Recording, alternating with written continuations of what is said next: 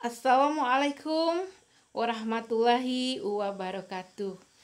Bertemu kembali dengan Ibu Guru Ekonomi SMA Negeri 2 Rambatan, Kabupaten Tanah Datar, Sumatera Barat. Bersama Bu Fitriani Febi Adiana Gustarini. Baiklah Ananda semuanya, hari ini kita akan melanjutkan materi kita di kelas 11 semester 1. Nah, sebelum kita mulai, agar kegiatan kita diridhoi Allah, marilah kita berdoa dan mengucapkan Bismillahirrahmanirrahim. Semoga kegiatan kita hari ini mendapat barokah dari Allah.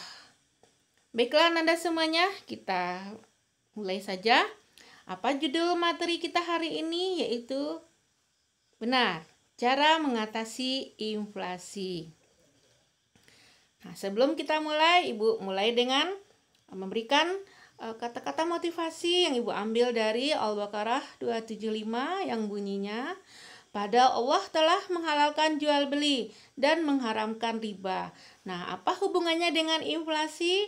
Nah, inflasi adalah seperti yang telah kita pelajari kemarin, bahwa inflasi adalah peristiwa terjadinya naik harga secara terus-menerus dalam jangka waktu yang panjang. Mengapa terjadi kenaikan harga? Karena terjadinya peredaran uang yang tidak stabil, yaitu uang lebih banyak daripada barang. Nah, untuk mencegah hal tersebut sebenarnya Allah juga sudah memberikan jalan bagaimana supaya ekonomi menjadi stabil, yaitu Allah mengharamkan riba. Nah, apa itu riba? Nah, riba terjadi karena adanya jual beli uang. Dengan jual beli uang, uang yang dijual belikan tersebut mendapat keuntungan. Nah, keuntungan itu yang menjadi riba. Nah, dalam Al-Quran sudah dinyatakan bahwa yang dihalalkan jual beli, yaitu jual belinya berupa barang atau jasa, bukan uang. Uang itu bukan sebuah komoditas yang bisa diperjualbelikan. Uang itu hanya dijadikan sebagai alat untuk jual beli. Nah, semoga dengan ayat ini Ananda bisa nanti termotivasi untuk mempelajari bagaimana cara mencegah inflasi. Baiklah, kita lanjutkan Ananda. Apa saja ruang lingkup yang akan kita bahas hari ini? Ya, ruang lingkup untuk cara mengatasi inflasi ini ada 4. Yang pertama yaitu cara mengatasi inflasi dengan kebijakan moneter. Yang kedua, cara mengatasi inflasi dengan kebijakan fiskal. Ketiga, cara mengatasi inflasi dengan kebijakan non moneter. Dan yang terakhir, deflasi dan cara mengatasinya. Baiklah, kita mulai yang pertama yaitu cara mengatasi inflasi. Seperti tadi bahwa cara mengatasi inflasi ada dengan kebijakan moneter. Apa itu kebijakan moneter? Nanti di depan pada pembelajaran khusus nanti ada judul tentang kebijakan moneter. Namun pada kesempatan ini Ibu akan memberikan selintas saja. Namanya juga moneter, berarti menyangkut tentang uang. Berarti kebijakan tentang peredaran uang yang diatur oleh bank agar uang itu menjadi stabil. Kalau uang menjadi stabil, maka ekonomi juga menjadi stabil.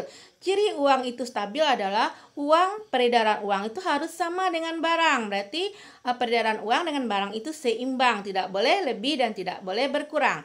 Nah, kalau uang berlebih itu yang namanya inflasi, yaitu uang lebih banyak daripada barang. Nah, cara mengatasinya yaitu yang pertama dengan kebijakan moneter.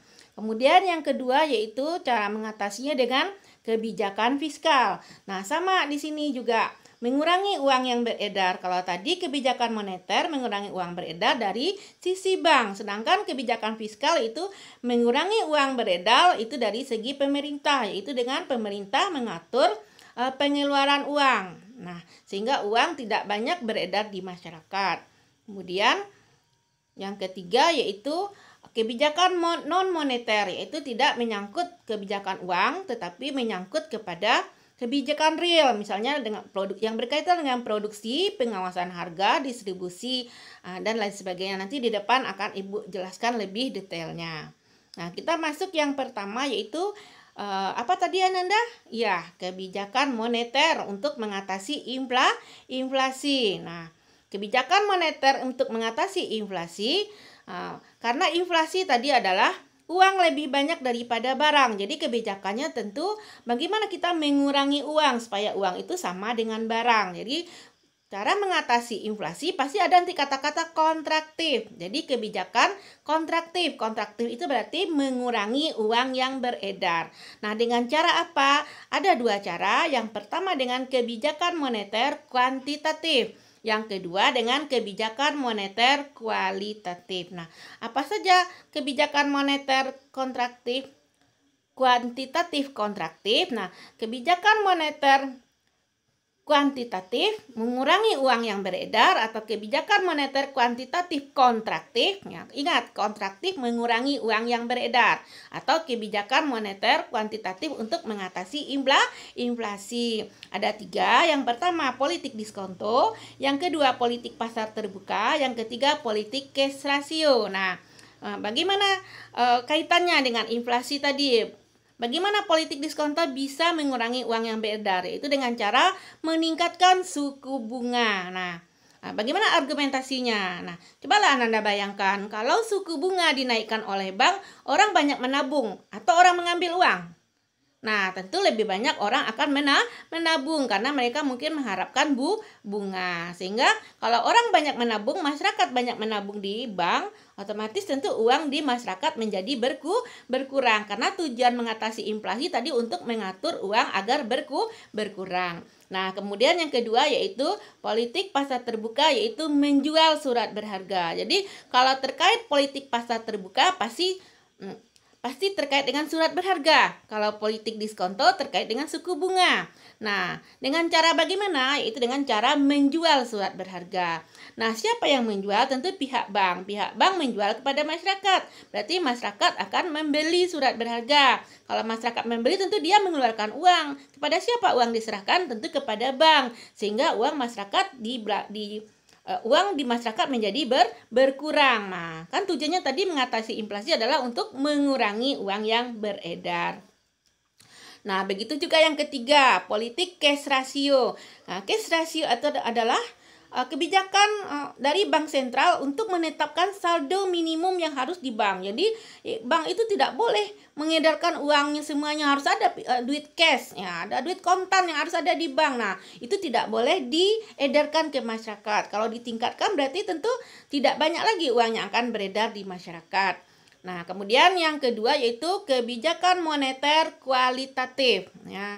Kualitatif kontraktif, yaitu kebijakan moneter kualitatif untuk mengatasi uang yang beredar atau mengurangi uang yang beredar, atau kebijakan moneter kualitatif untuk mengatasi inflasi. Nah, ada dua cara. Yang pertama dengan politik pagu kredit, yaitu dengan kredit selektif atau kredit ketat. Benar-benar bank itu memperketat pemberian pinjaman. Tidak mudah-mudah saja bank itu memberikan pinjaman kepada bank. Jadi tidak semua orang bisa meminjam bank. Tidak semua masyarakat bisa meminjam uang kepada bank. Sehingga tentu di masyarakat uang beredar menjadi berkurang. Ya, benar. Kemudian yang kedua yaitu himbauan moral. Berarti himbauan dari pihak bank kepada masyarakat, ya, dengan melakukan pendekatan persuasif. Misalnya adanya himbauan-himbauan atau brosur, silakan menabung di bank. Berarti kalau masyarakat menabung di bank, otomatis tentu uang masyarakat menjadi berkurang.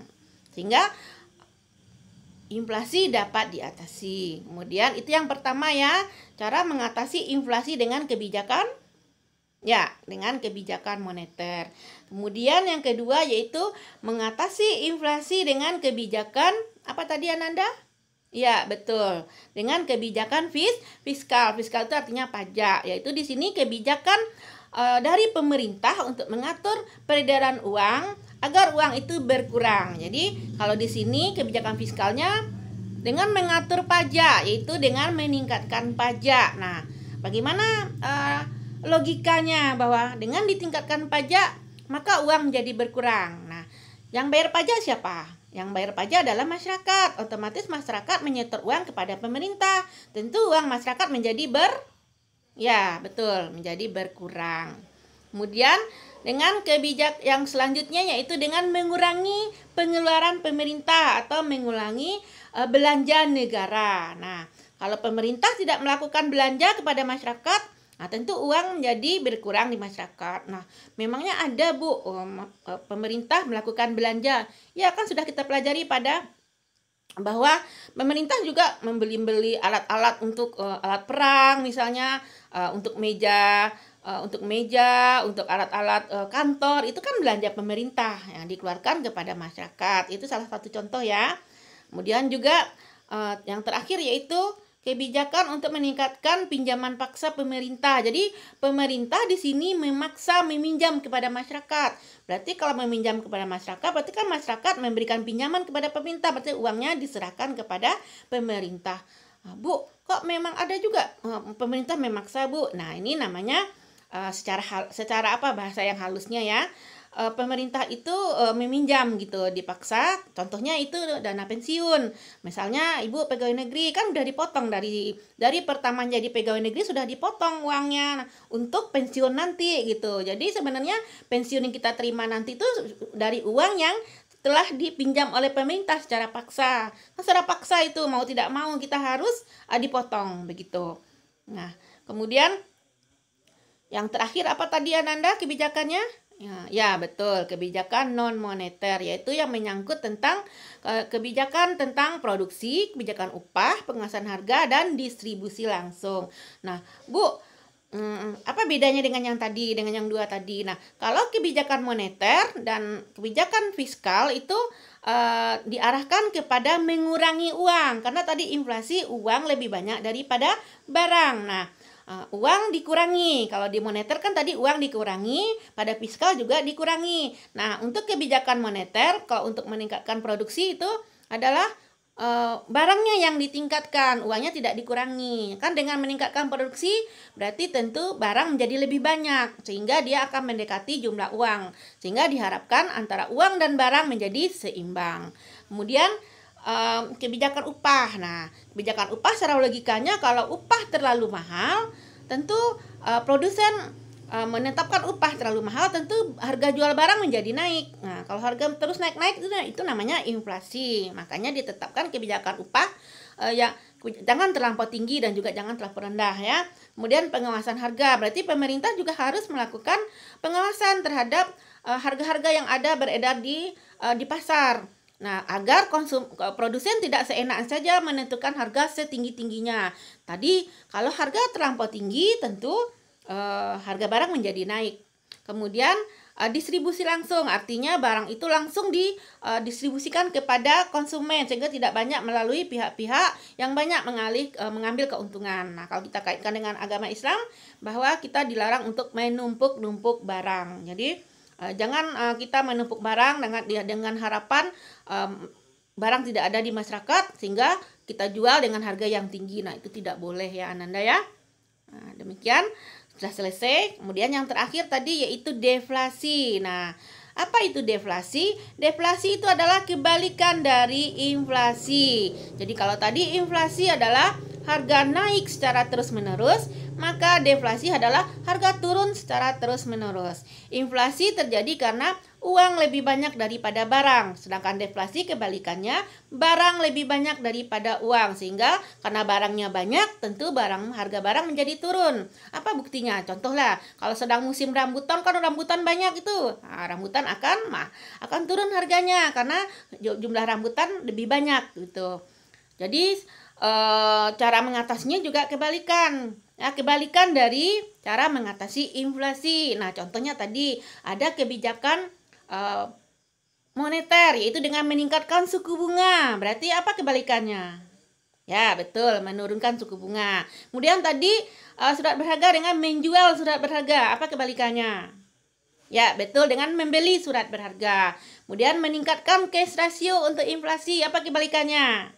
Ya, menurunkan cash ratio. Begitu juga dengan kebijakan fiskal tadi mengatasi inflasi dengan meningkatkan pajak. Berarti apa kebalikannya cara mengatasinya untuk deflasi? Yaitu dengan menurunkan pajak. Begitu juga dengan mengurangi belanja pemerintah untuk inflasi. Kebalikannya berarti meningkatkan belanja pemerintah. Kalau tadi mengadakan pinjaman paksa atau meningkatkan pinjaman paksa, berarti kebalikannya menurunkan pinjaman paksa. Begitu juga tadi kalau untuk non moneter yaitu meningkatkan produksi. Berarti kebalikannya mengatasi untuk deflasi yaitu menurunkan produksi. Nah, bisa ya Ananda ya. Nah, pokoknya Ananda pahami saja inflasi. Nah, nanti untuk deflasi otomatis sudah bisa. Asal Ananda konsepnya tahu bahwa deflasi itu kebalikan dari inflasi. Nah, demikian Ananda semuanya. Materi kita hari ini sudah selesai. Nah, Ibu simpulkan ya, sebelum Ibu tutup, Ibu simpulkan dulu bahwa inflasi, cara mengatasinya yaitu ada 3, dengan kebijakan moneter, nah kemudian dengan kebijakan fiskal, kemudian dengan kebijakan non moneter. Nah, kebijakan moneter yaitu meningkatkan suku bunga, menjual surat berharga, meningkatkan cash ratio. Kemudian kebijakan fiskal untuk mengatasi inflasi yaitu meningkatkan pajak, mengurangi belanja pemerintah, kemudian dengan meningkatkan pinjaman paksa pemerintah. Kemudian kebijakan non moneter yaitu dengan meningkatkan produksi, kebijakan upah, pengawasan harga, dan distribusi langsung.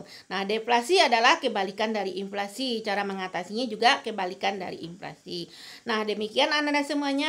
Semoga apa yang telah Ibu jelaskan dapat Ananda pahami. Nah, syaratnya tentu Ananda harus mengulang kembali. Tidak ada orang pintar hanya dengan membayangkan tanpa mengulang dan tanpa mempelajari. Nah, hal yang kita pelajari, yang rutin kita pelajari itu nanti secara tidak sadar akan terinstal ke otak kita. Nah, kalau sudah masuk ke otak bawah sadar kita, maka nanti otomatis akan keluar. Ya, kalau tidak ada yang terinstal di otak, tentu tidak ada yang akan keluar. Nah, demikian Ananda semuanya. Kita akhiri pelajaran hari ini. Semoga apa yang Ibu berikan menjadi manfaat bagi Ananda untuk hari ini dan juga untuk masa yang akan datang. Nah, kita akhiri dengan mengucapkan alhamdulillah ya. Alhamdulillahirabbil alamin. Wabillahi taufiq wal hidayah. Wassalamualaikum warahmatullahi wabarakatuh. Selamat berjumpa Ananda, selamat belajar.